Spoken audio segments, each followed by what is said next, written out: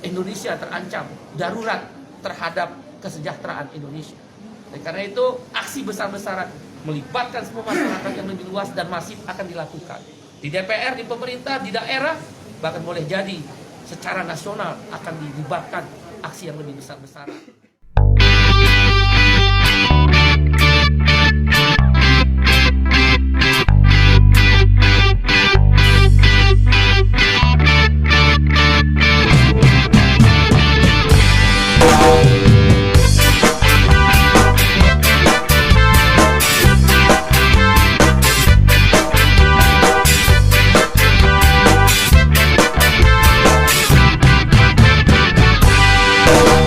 Fakultas Pelita Bangsa ini turun ke jalan untuk masalah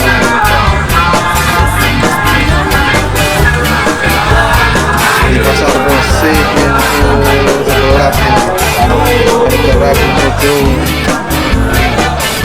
ke jalan.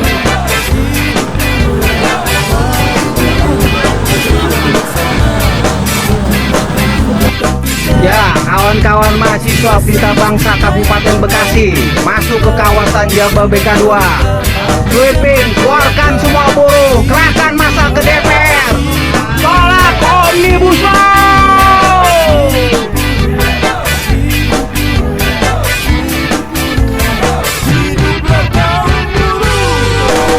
Dengan demikian berarti tidak ada pesangon. Berarti RUU Cipta Kerja menghapus pesangon. Itu jelas di situ dikatakan. Bahkan penghargaan masa kerja dalam undang-undang sebelumnya nomor 13 diturunkan nilainya, dan penggantian hak buruh dihapus. Dibalikan kesepakatan pasti pengusaha menolak. Jelas pesangon hilang. Yang ketiga adalah penggunaan outsourcing yang masif.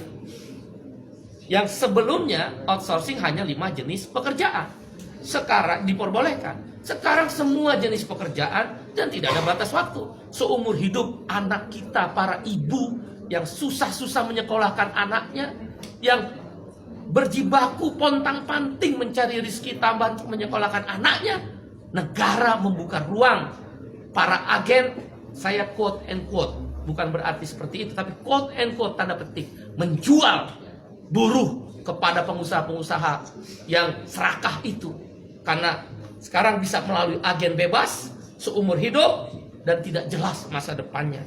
Yang keempat adalah alasannya karyawan kontrak sekarang bebas. Dulu karyawan kontrak harus ada persyaratan. Boleh menggunakan karyawan kontrak kalau paling lama 3 tahun pekerjaan itu. Jenis pekerjaan tertentu untuk pre-pro, bukan mass product, bukan produksi massal dan sebagainya. Sekarang syarat itu dihapus, dibolehkan menggunakan karyawan kontrak semua jenis pekerjaan dengan batas waktu tidak tertentu. Wahai ibu-ibu dan bapak-bapak, anak-anak kita terancam dengan masa depannya yang dikontrak seumur hidup tanpa kejelasan nasibnya dan di outsourcing seumur hidup melalui para agen-agen pekerja yang menampung pekerja itu. Berbahaya buat negara ini, terlalu liberal, tidak ada perlindungan negara kepada rakyatnya. Yang kelima adalah social security, jaminan sosial dihapus, khususnya jaminan kesehatan dan jaminan pensiun. Dengan berlakunya upah per jam atau istilah dalam undang RU tersebut persatuan waktu, maka tidak ada lagi kewajiban untuk membayar jaminan kesehatan dan jaminan pensiun. Bagaimana menghitung pensiunnya dengan upah per jam? Ditambah dengan adanya outsourcing dan karyawan kontrak yang bebas, siapa yang bayar jaminan pensiun para buruh dan pekerja itu? Dunia pekerjaan Indonesia terancam, pekerja-pekerja lokal terancam. Ditambah yang keenam alasannya adalah tenaga kerja asing.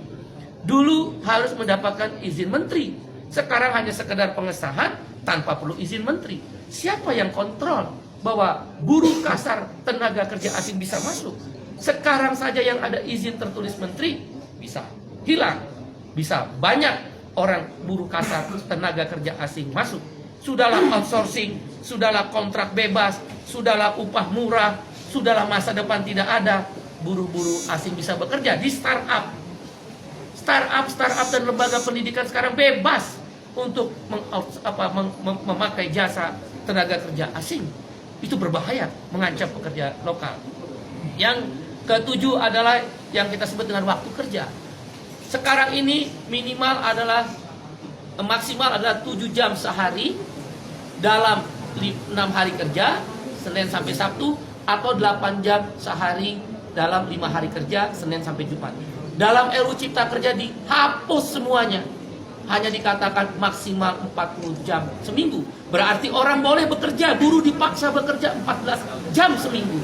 Dan buruh tidak diberi waktu istirahat, karena lemburnya boleh 18 jam dalam sehari. Dalam seminggu, maksud saya 18 minggu.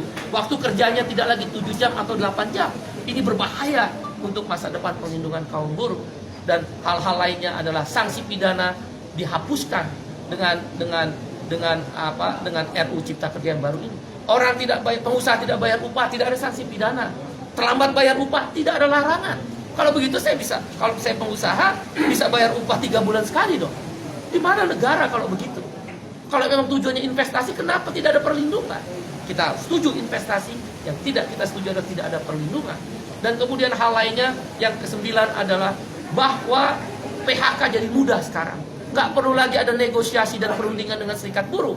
Langsung ke PHI, dan PHI bisa langsung memutuskan Pengadilan Hubungan Industrial. Oleh karena itu, kami berpendapat 9 alasan KSPI menolak RUU Cipta Kerja yang sudah resmi diserahkan DPR akan dilakukan perlawanan. Bagaimana kalau kemudian DPR tetap mengesahkan RUU tersebut? Ada 3 langkah yang kami lakukan. 1, aksi besar-besaran selama pembahasan di DPR, maupun kalaulah dipaksa untuk disahkan yang merugikan buruh tadi. Aksi nasional, aksi daerah, bahkan tidak menutup kemungkinan aksi yang melibatkan komponen yang lebih luas. Kawan-kawan mahasiswa, mereka terancam. Begitu masuk pasar kerja, tidak punya masa depan. Para ibu-ibu, bapak-bapak terancam karena mengeluarkan biaya tinggi untuk menyekolahkan anaknya. Tidak punya kepastian masa depan untuk anak-anaknya. Para pemuda-pemuda dan pemudi terancam, nggak mungkin mau menikah karena outsourcing dan karyawan kontrak. Indonesia terancam, darurat terhadap kesejahteraan Indonesia. Dan karena itu aksi besar-besaran melibatkan semua masyarakat yang lebih luas dan masih akan dilakukan di DPR, di pemerintah, di daerah, bahkan boleh jadi secara nasional akan dilakukan.